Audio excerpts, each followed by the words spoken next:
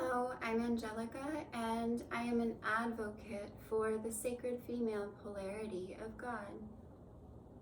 Today I'm going to be discussing an extremely controversial topic, and I consider it an unspeakable topic because of the majority of people cannot stomach discussing this topic. So I need to start out by saying that I am not a licensed physician, and absolutely nothing in this video could be considered legal medical advice. And I would also like to add to that I personally would never trust 99% of licensed physicians with anything other than an emergency, such as an automotive collision, or like falling off a building and breaking a bone, or like a knife wound, or something that you need emergency surgery for. So, like I said, this video is something that I consider to be unspeakable, and so it's very difficult to discuss. It's very difficult to talk about. It's very difficult to think about, and I'm going to do my best to advocate for the issue. Now, I also need to start this video by saying that it's not my personal nature to really get like revved up and like pump up my ego on debating people. So the reason that I am advocating for this is because I really truly believe that there's a very deliberate reason that we refer to Lady Liberty as a lady. And it's important to remember that nature does not wait for man. Man serves nature. And like I said, the controversy around this topic is so immense that it's really challenging to speak about, like I already said. And the thing is, though, that I am so pregnant with the message that it literally cannot be sent back up the channel, up into the ethers, or swallowed. And to start off this video, that's really a great metaphor for what happens in hospital birth settings, and even in home births with midwives. So it really should be said as well first that my objective in this video, I have a few objectives. The first objective is to prevent women who have not already experienced the industrial medical system from being run through it. And my second objective is to validate for women who have been through it that what has occurred is a crime against them and their whole family. And my third objective here is really to help men understand the spiritual and physiological nature of the mammalian birth process, and especially the human woman birth process, so that they are not emasculating themselves by allowing the mother of their child and their babies to be ritualistically sabotaged. And I use the phrase black magic in this title because black magic is something that the person or persons who are carrying out the black magic do not have to be conscious of what they are doing. Okay, when someone is conscious of black magic, That's called satanic ritual abuse. Now, the lack of consciousness about what's going on in the majority of medical professionals who are participating in these rituals, they don't understand what they're doing. They believe that they are heroing the birth, and they truly believe that the baby and the mother would die without their heroism and their technologies. So this video is not to demonize anyone who participates in these rituals, these obstetric rituals that are labeled necessary medical interventions. This is really to help people understand why these things are ungodly. And because people really have been brainwashed to believe that these interventions are medically necessary, that is used to justify the abuse and the vampirism that occurs. Now, black magic is something that happens when a person's life force energy is vampired,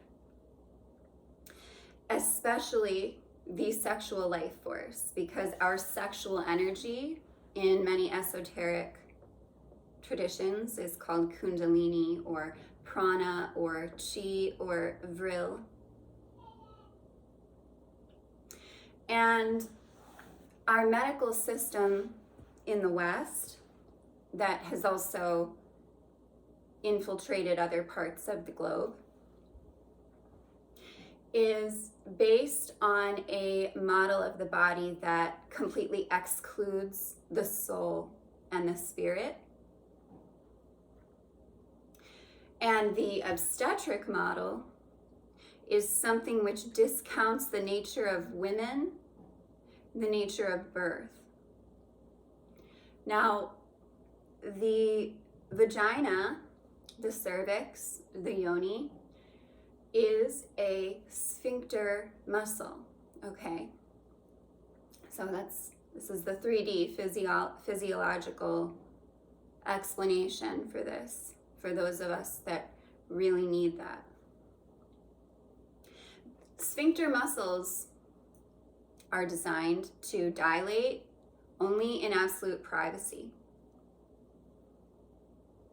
From the time we are about 1 year old, we don't release our bowels unless we are in a specific environment.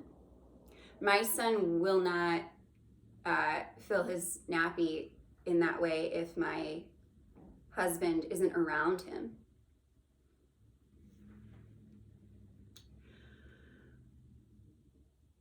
The vagina is a sphincter muscle, so it is designed to stay tightly coiled until the subject feels absolutely safe and absolutely dignified. Now,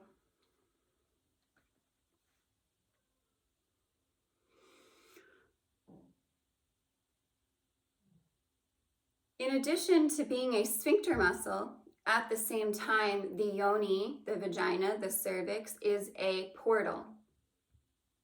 It is a portal to the past because of the ancestral data that is carried in the blood of a woman and the eggs of a woman. And it is a portal to the future because of its ability to multiply a man's ancestral data. Now, this is a shamanic labor to bring a child, to incarnate a child through your flesh into the world, okay? It is not just a matter of ripping a baby out of a woman's body, okay? The nature of birth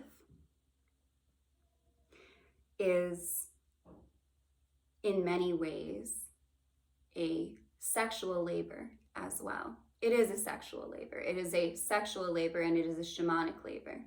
Just like the act of conception is a sexual labor and a shamanic labor, an alchemical labor.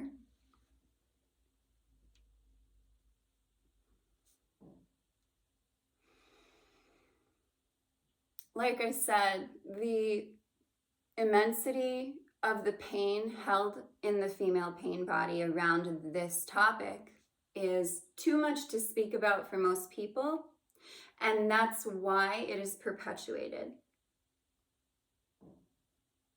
We have billions of women who have been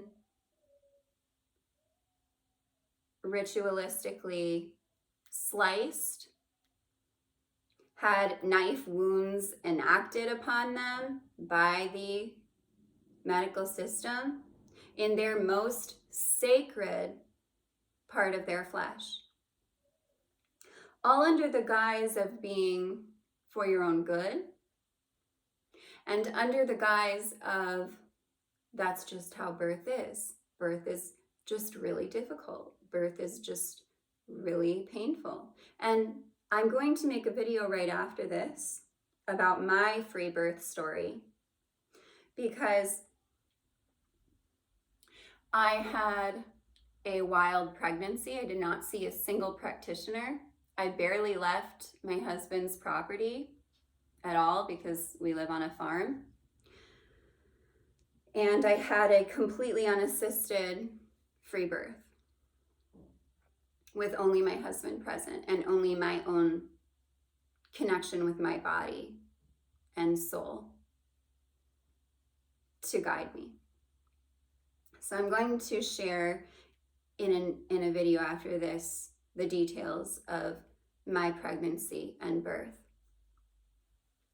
because there were several things that I experienced that would have had me wheeled off to a C-section in just a moment, or had a forced episiotomy. And the thing is that, and for those of you who don't know what an episiotomy is, because people just really don't like to discuss that this happens, it is a slicing of the flesh between the rectum and the vagina.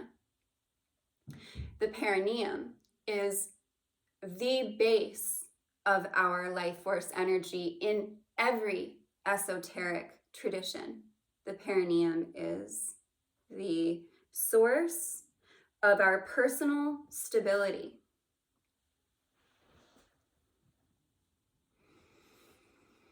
Now, what happens during prenatal care in the medical system is, first of all, they tell you you can't go past 42 weeks without an induction or a C-section, okay? This puts a lot of pressure on that time period. And pressure is not something that opens up the feminine, okay? At the same time,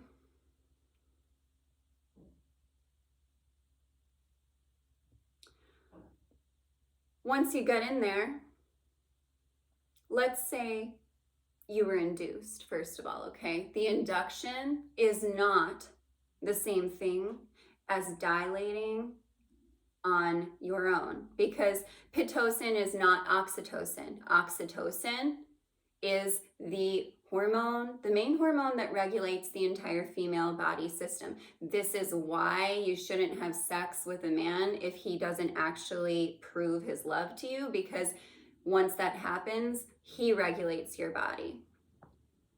That's another video. Oxytocin is a miraculous hormone. It is responsible for the most essential processes of the female body, of the female reproductive system.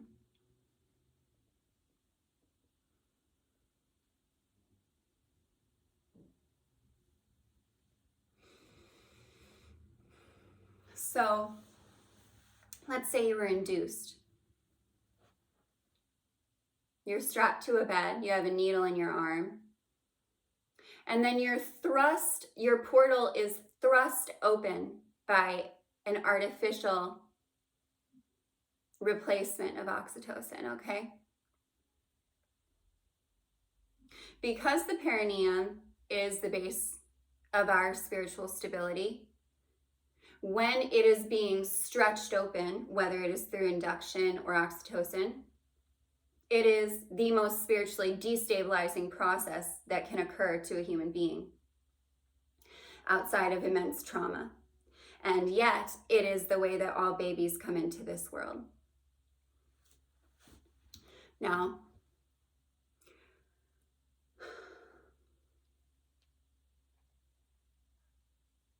this is why women are sacred, because we undergo an absolute crucifixion of our personal identity and our personal flesh to bring new life into this world. I'm only using the word crucifixion to make a point about the ego death that occurs during a natural birth without any interventions.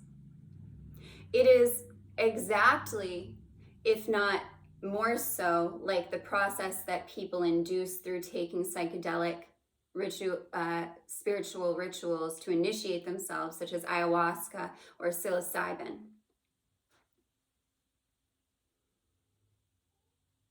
Now, we already have a society that has divorced women from their physical body. You can watch my first video about the religious patriarchy on that if you'd like.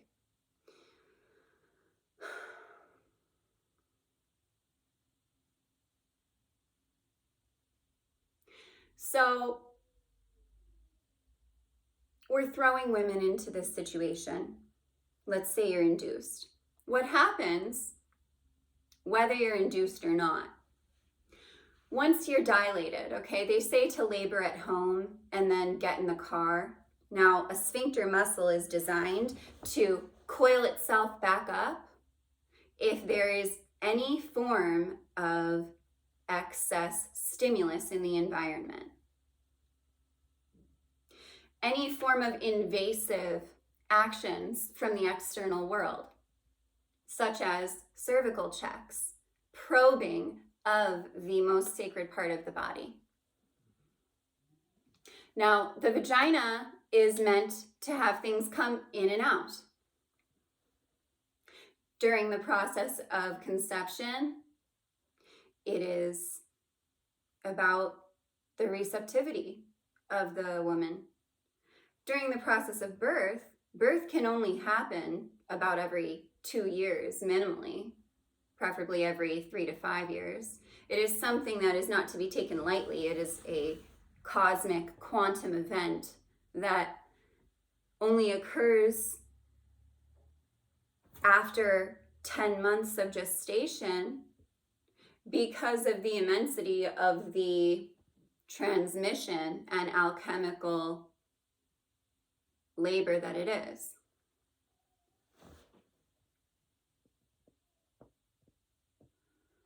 Now, as a portal, what the medical system has done is trap the woman to a bed with her portal forced open, confused about whether to coil back up because of the invasive nature of the environment, or whether to release the baby. Now, because of this, we have trapped women in the most painful stage of labor, in the transition pain stage of labor, after the contractions, which you are absolutely exhausted by, the contractions in the evolutionary sequencing of birth are designed to exhaust you to the point of releasing the baby through the fetal ejection reflex. I did not push at all during my birth experience, and I will make a video right after this about my birth experience. What we've done is we've assigned a masculine activity to the process of birth that is called pushing. We trap the portal open, very confused. We tell the woman that, well, she's just not opening and her baby's heart rate is dropping because of the distress. So she either needs to be sliced at the perineum right away, or she's going to have her baby die, which, you know, that's not really informed consent. It's really absolute threatening and intimidation. There's always a command of the pushing, okay? And that is counterintuitive and against the nature of the female body and the female energy field.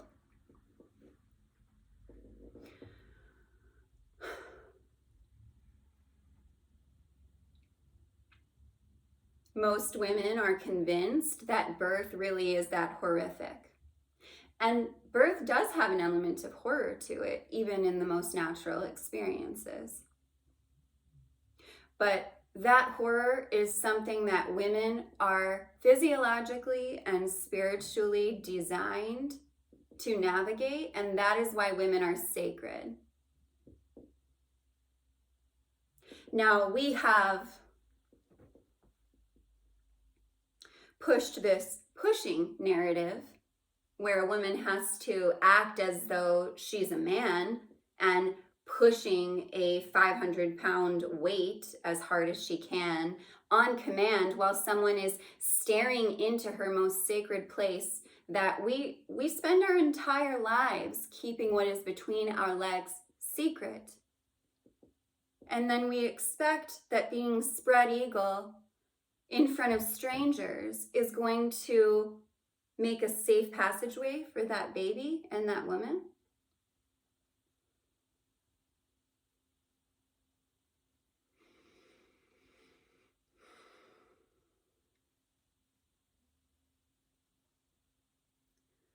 Now,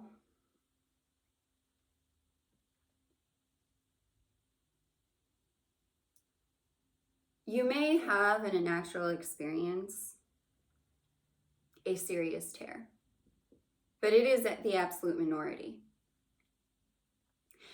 And in my opinion, when it does happen in a home birth experience with a midwife, it's usually because the midwife interfered herself with the process.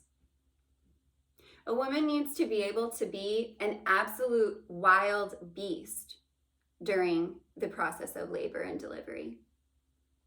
Not strapped to a bed, not with Dr. Smith probing her, not with a needle in her arm. She needs to be able to move around. She needs a non-judgmental environment. She needs to be respected as a shaman in that moment. And we've created an entire culture out of suppressing the wild feminine, okay? And I do believe that being ladylike is important, okay? But not in every context. So we have all these, traditional living femininity movements that are focused on being, the perfect housewife and the perfect lady. And what about the thing that makes a woman, the ability to give birth? We have robbed women of this. And not only have we robbed them, we've also put them in situations where they actually, we have this idea that we shouldn't have children because it's going to ruin our vaginas.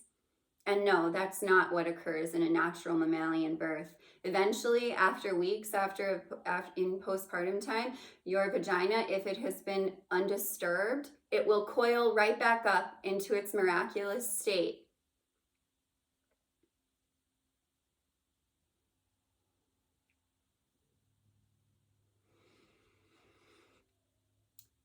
if you've been forced on your back, which is against gravity, to push a baby with the might of your pelvic floor muscles and abdominal muscles, while your sphincter muscle is confused and trying to protect itself by coiling back up and then being told that there's something wrong with you, like your pelvis is too small, etc. And then you see 3rd and 4th degree tears of the most sacred spot of a woman's body. And then you're told that you should have thought about that before you opened your legs. Shouldn't you?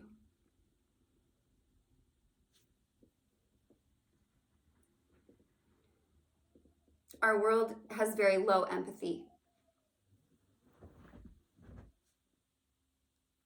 And even in the most seemingly empowered environments, women are tortured.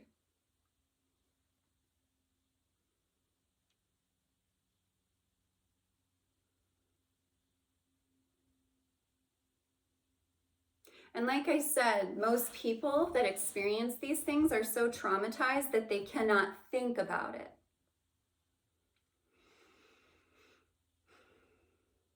And postpartum time is already challenging enough without having your flesh torn, because, you know, there's all these jokes about like how painful it is to pee after birth.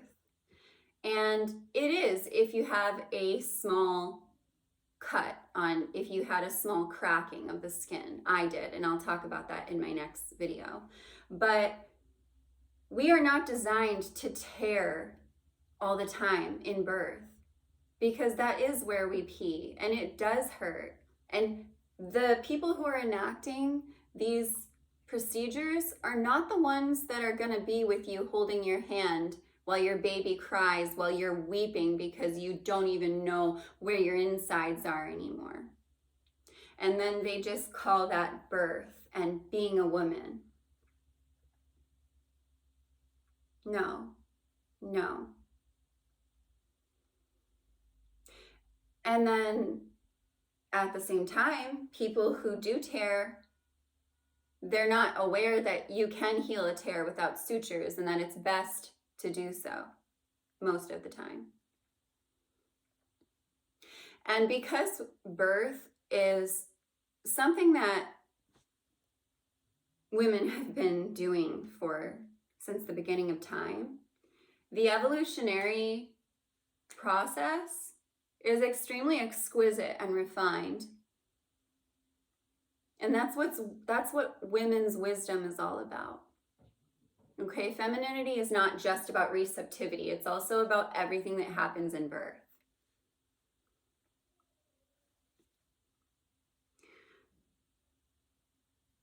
And to demonize someone who says you don't need the medical system to correct a woman's body is really everything that's wrong with our world, okay? I want to finish by talking about what's called the golden hour. It is the hour after you give birth, and this is why these things are so important as well. This is an additional issue. When a woman is interfered with so drastically during the birth process,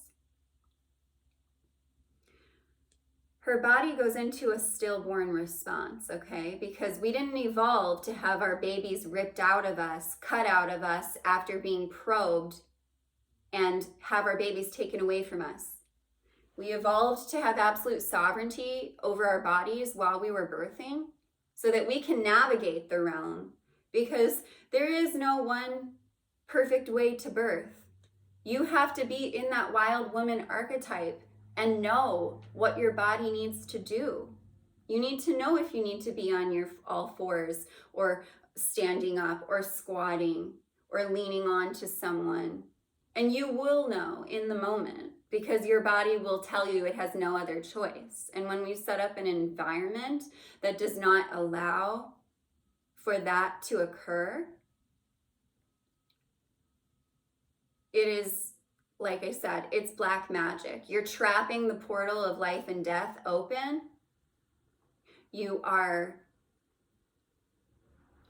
destroying the stability of the woman's body and soul.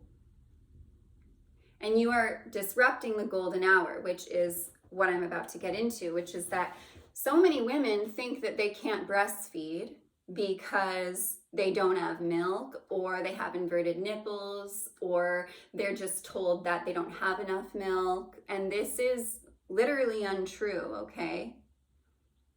You need that first hour to be skin to skin, lucid, not under anesthesia. And you need the baby to practice latching immediately, because you don't have milk in the first 3 days. The baby has to stimulate the milk production. You have colostrum. You only need about this much to sustain your baby. Everyone has that much, okay? It's from not having the constant suckling in the first week that milk doesn't get going. And how can you expect a woman to be able to do that if she's recovering from an episiotomy or a tear or a C-section?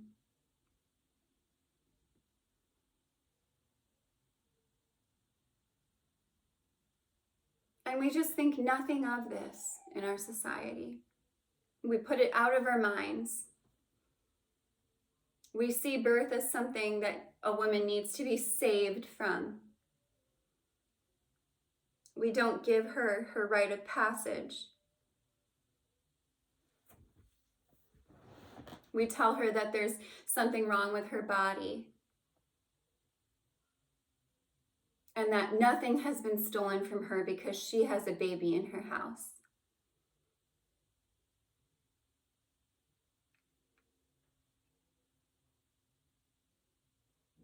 Like I said, this is a very intense topic. It's a very emotional topic. And it's righteous emotion.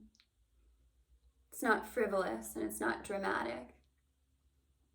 And it's not just women who are harmed by this. It's the entire family unit.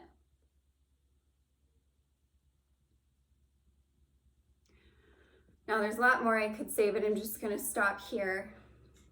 And I just want to say that I respect if you are watching this and you think that your medical intervention was one that was absolutely necessary. And, you know, I respect your ability to make your own decisions. But I'm talking about how the narrative is what pushes that idea. And people are uneducated about the physiology and the spirituality of birth. So if you are someone that is super triggered by this message and wants to tell me about why your C-section or your episiotomy were absolutely necessary, I'm sorry, but just please don't. Because every time that we hear a story like that, we program women to expect it. And we program women to fear their God-given rite of passage.